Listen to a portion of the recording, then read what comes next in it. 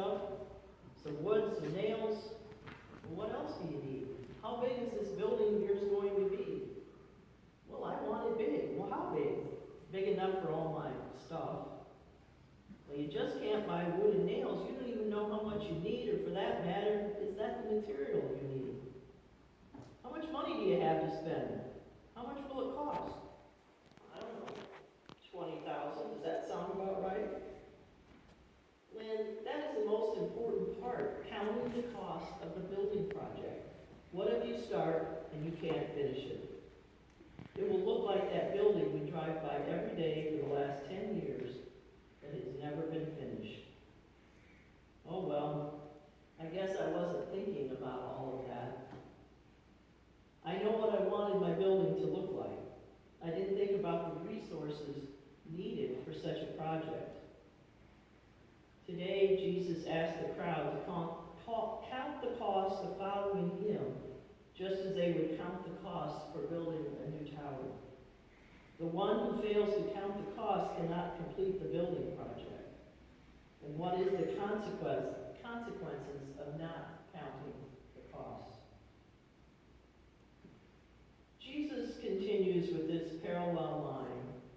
Whoever does not carry the cross and follow me cannot be my disciple. This declaration comes on the heels of Jesus' teaching when he was a dinner guest in the house of the leading Pharisee.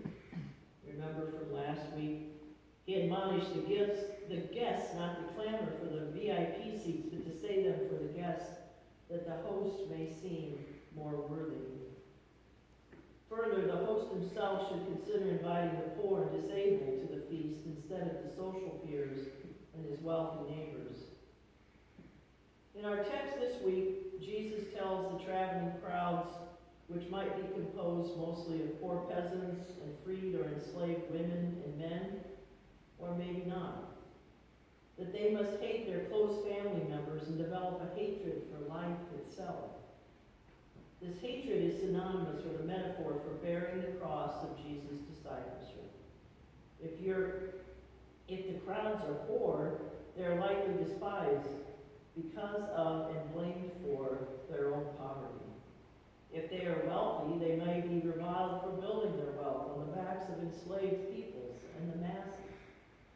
And within their respective communities, they likely have been encouraged to distrust and despise each other, their peers and their neighbors. Jesus started his teaching by asserting that his disciples must be willing to hate their family members and life itself. And he ends with telling the crowd that they must relinquish all of their possessions.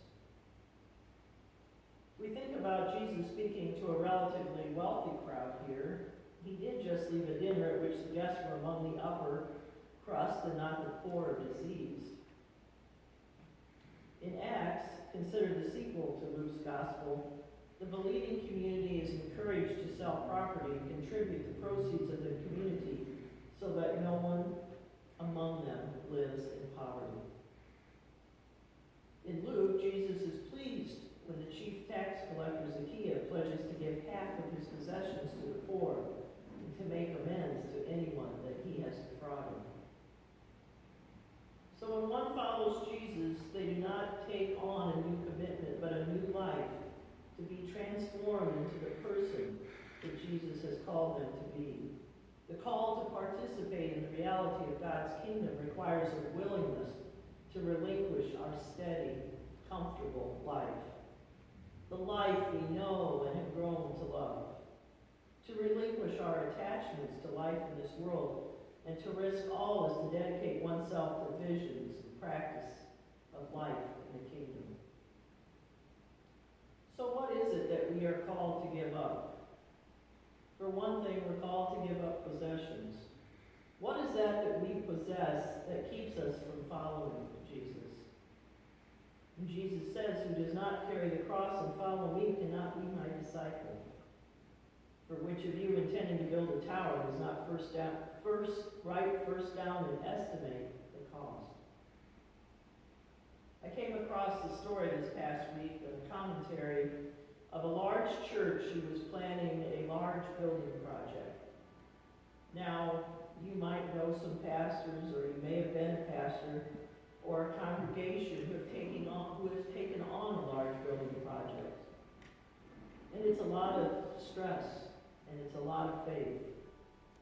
Well, this pastor's church, they did what they were supposed to do in order to know how much money they needed. There was a feasibility study to learn how much money they could raise. They double-checked all the figures, went over the architectural drawings, and put together a budget. The congregation was ready to support it. Then you know what happens, some of you that are builders who've been in projects. There's the asbestos abatement, fire codes, village codes, and before you know it, the money starts adding up. Well, in this case, they were going to be $650,000 over budget. And the pastor was worried. And he calls the synod and he asks us, what am I going to do? 20 to 30 years from now, the church will have shrunk in half. They will be cutting a pastor part-time because of the building project, which has saddled the congregation with enormous debt. Everyone will be saying, yep, that pastor in 2019 didn't count correctly, and look what happened to us. The clergy in the synod office replies in a soothing voice, Jesus makes a few promises to us. He promises to be with us always, and he promises that he will always provide what we have needed. His pastor thought on that for a while, and he thought, well, that's not entirely true. Look at how many churches are closing because they don't have what they need. There are loads of families who that don't have what they need. And what about them? Jesus promises to be with us doesn't always mean things will turn out how we want them to turn out. Jesus didn't say following him would be easy. He just said, come, follow me. There will be rough spots, and it won't always turn out. Jesus is saying, come and follow me. Follow me to the cross. It won't be easy for you either. Just like the builders that don't start a building unless they know that they can finish it. Or generals who don't engage until they know that they can win. Jesus says, none of you can become a disciple if you do not give up all of your possessions. This pastor started to think about $1.8 billion they had wrapped up in this project. Could they have raised $1.8 million to feed the hungry? Help shelter the homeless? Churches as institutions take buildings, and buildings cost money. But then he got thinking, but for instance, this church gave 35 homeless people a warm and safe place to stay at on Monday nights. On Saturdays, they provide child care for parents and grandparents of children with disabilities. Look what we have to offer here, God. We have a place for people and families who are down and out. We have a place for people and families who are down and out with alcohol addiction.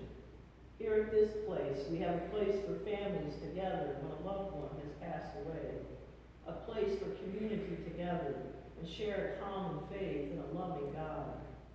A place that can tell so many stories of grief, love, and family. There's no such thing as cutting costs when it comes to following Jesus. Carrying the cross is a daily struggle, and the commitment must be renewed every day. Jesus asked the crowd to count the cost of following him just as they count the cost for building a tower. Be sure you are ready to carry the cross. Be sure you know where the way of the cross must lead. Count the cost of becoming a disciple. We will not live up to his ways, but together we can keep reminding each other what he has already done for us.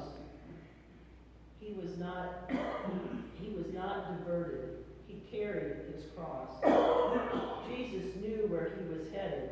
He was stripped of everything. He died on the cross, and he carried that cross for us. He accepted the full cost of discipleship on our behalf. So are you ready to give it all up? follow Jesus.